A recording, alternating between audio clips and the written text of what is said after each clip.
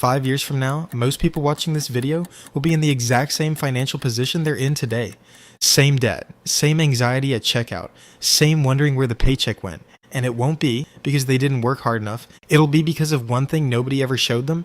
I'm going to show you what that thing is. And by the end of this video, you'll understand why your income doesn't actually determine your outcome and what does.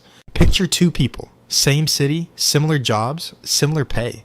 10 years later, one of them has built something real, savings, investments, breathing room. The other is in almost the exact same spot they started, more in debt, wondering where the decade went. Same income, completely different outcomes. That difference comes down to one thing. One of them knew about the second ladder. Here's the one everyone knows about. You go to school, get a job, work hard, get promoted, earn more, repeat. Trade your time for money, and if you do it long enough and well enough, you'll eventually be okay. And this is real. It works. But it has one flaw nobody tells you about when they hand it to you. You can fall off it. One layoff, one health crisis, one industry that software compresses in 18 months, and the ladder you spent years climbing suddenly has no bottom rungs. You're starting over at 43 with a mortgage and a family, and starting over costs a lot more than it did at 22. The career ladder is real, but you don't own it, someone else does. The second ladder is completely different. You don't climb it with your hours. You put things on it, investments, assets, ownership stakes, skills that earn, without your direct presence, and those things climb it for you. You don't get paid for time on this ladder. You get paid for what you own, and you can't fall off it the same way. The rungs don't disappear when an employer downsizes or an industry shifts, because you own them. Most people aren't broke because they're lazy. They're broke because they spent their entire working lives climbing one ladder as fast as they could, while the second one stood right beside them, untouched, waiting. So why isn't everyone on it? 3 reasons, and until you see them, nothing else I'm about to tell you will stick. Meet Marcus, 29, living in Dallas, earning $72,000 a year, more than he ever imagined at his age. Every time his income went up, his life adjusted to match it. First raise, nicer apartment. Second raise, leased a better car. Third raise, upgraded everything else. Every extra dollar that came in found somewhere to go before Marcus could redirect it toward the second ladder. Today, he earns more than at any point in his life. He has less saved than he did at 24, because at 24 he wasn't carrying all this debt. That's the first thing keeping most people off the second ladder, and it never feels like a mistake. Every upgrade feels earned, but the net result is that no matter how high your income climbs, if your expenses always climb to meet it, you never build anything. The second thing most people never see as a financial decision at all. The average car payment in America right now is just under $800 a month, nearly $10,000 a year. On a vehicle losing value the day it leaves the lot with interest on top, bought above budget because the monthly payments seem manageable. Here's what that same $800 a month looks like on the wealth ladder instead. Invested consistently in a broad market index fund from age 25 to 60, that's over $1.7 million. That's not a car payment. That's a $1.7 million decision disguised as one. The actual reason people make it isn't transportation. It's identity. It's proof to their family, their neighbors, the version of themselves they're projecting, that things are going okay, and you cannot build the wealth ladder with money you're spending on an image you haven't earned yet. The third thing is the quietest, because it looks exactly like doing the right thing. You go to work, you do the job, you get paid. The problem is that every hour of your life under this arrangement only ever pays you once. Trade the hour, receive the dollar, the hour is gone. Stop showing up, and the money stops too.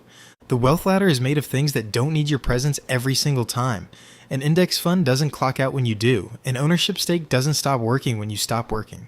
As long as every dollar you earn goes straight from paycheck to expenses with nothing redirected toward ownership, the second ladder stays exactly where it is, right beside you, untouched.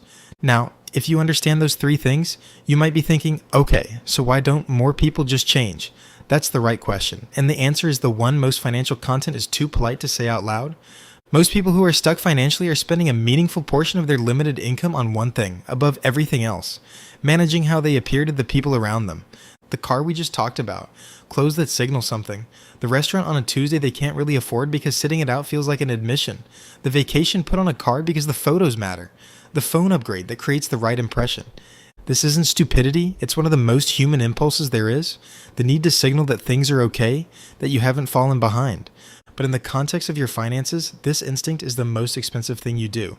Here's the most honest line in personal finance. The best way to stay broke is to look like you're not. The moment you start optimizing for the actual financial position instead of the appearance of one, some of the people around you will push back, call you extreme, tell you to relax. This will come most often from people in the exact same position you're trying to leave, because your decision makes their own pattern visible to them, and that's uncomfortable. That friction is not a sign you're wrong. It's almost always a sign you're doing something different enough to matter. Once you see that, two things need to be in place before the rungs I'm about to show you will actually hold. First, know where you're climbing. The wealth ladder is a vehicle. It takes you somewhere specific.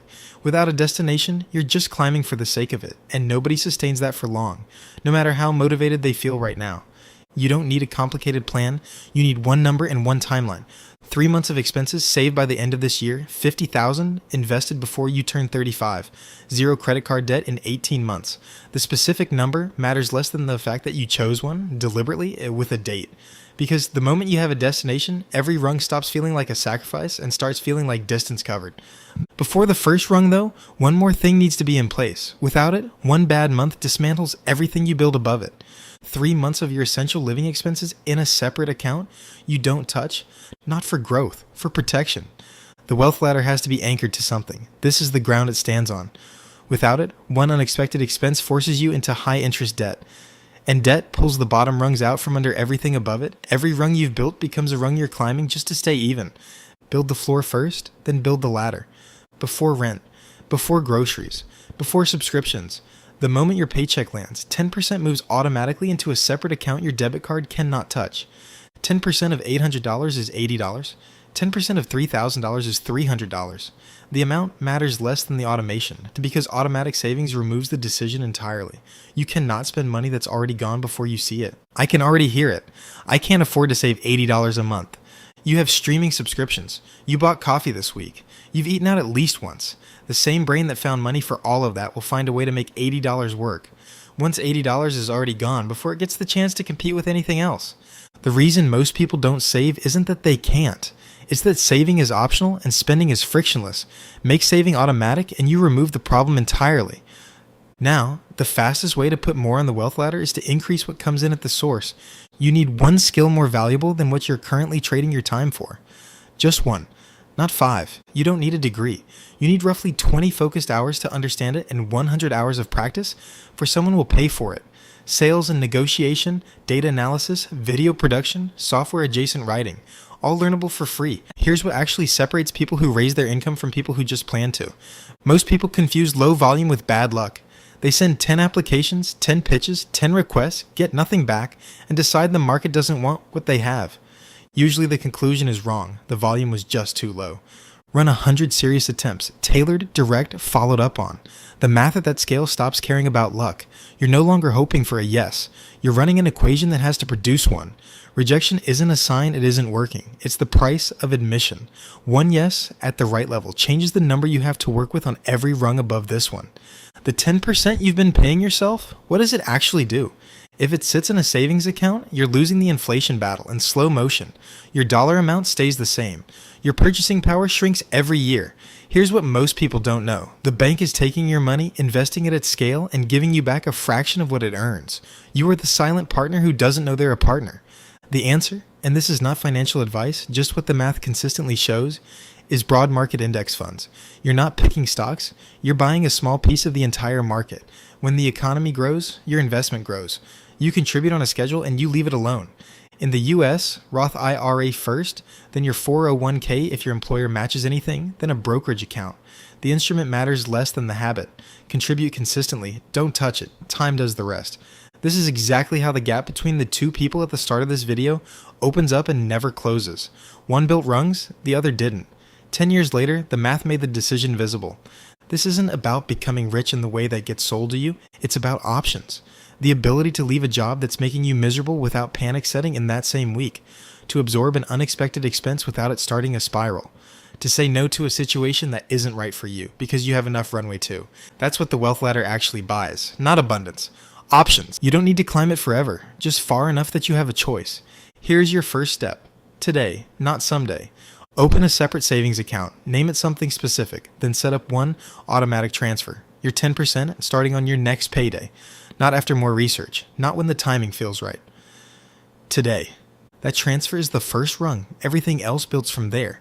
The second ladder has been standing beside you your entire adult life. Nobody pointed at it. Now you know it's there. subscribe, and I'll keep showing up with the things they left out.